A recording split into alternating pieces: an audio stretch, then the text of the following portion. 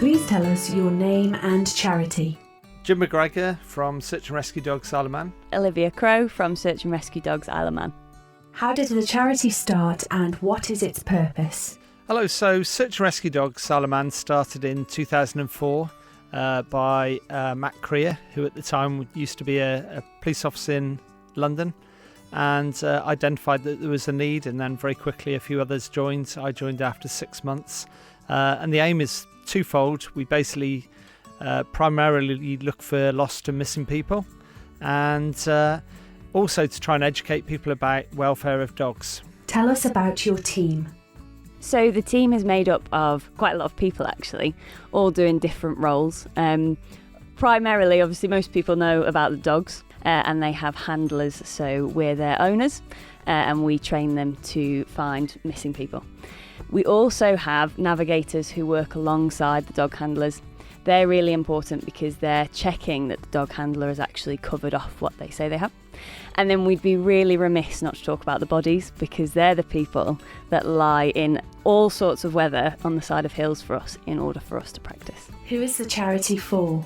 So the charity is there to provide a service to the Isle of Man. We primarily work with the police, but any of the emergency services, and we help look for lost, missing people.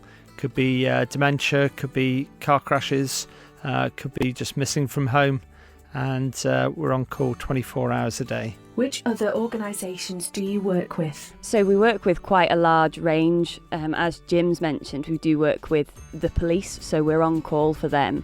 However, we work with any other emergency services that might be involved, so whether that's the fire service, the Coast Guard, civil defence, obviously you've got paramedics, all of those. Yeah, work with anybody who needs to be part of the search, really.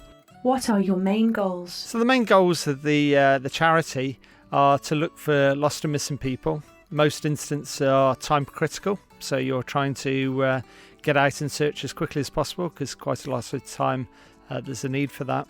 But also we do go into schools.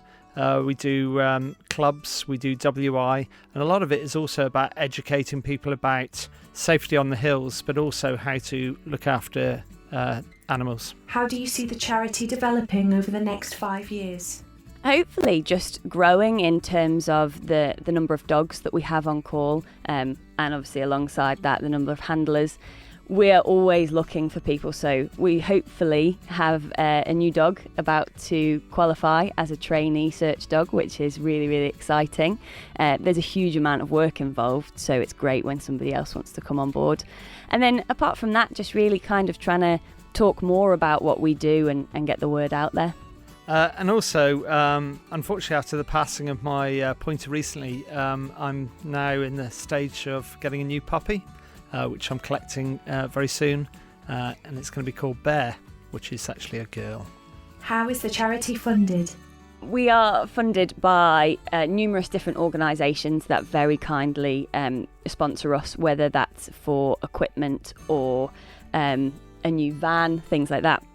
And also just from members of the public. Any donation that we get is so greatly appreciated, and that goes towards a variety of things, whether that's training off island or new kit for the dogs and things like dog food, stuff like that. How can people support you? So we're constantly looking for support. There's so many roles, like Olivia said already, there's handler, navigator, but also we have people on the committee. We've got people, believe it or not, who don't even like dogs. But anyone, even if they can give up time, having fresh people for the dogs to find is always fantastic. So it doesn't get, sort of stagnated for the dogs. Where can people find out more? So they can go directly to our website, SARDA.IOM, or go to our Facebook or Instagram pages. The Charity of the Week. Profile complete.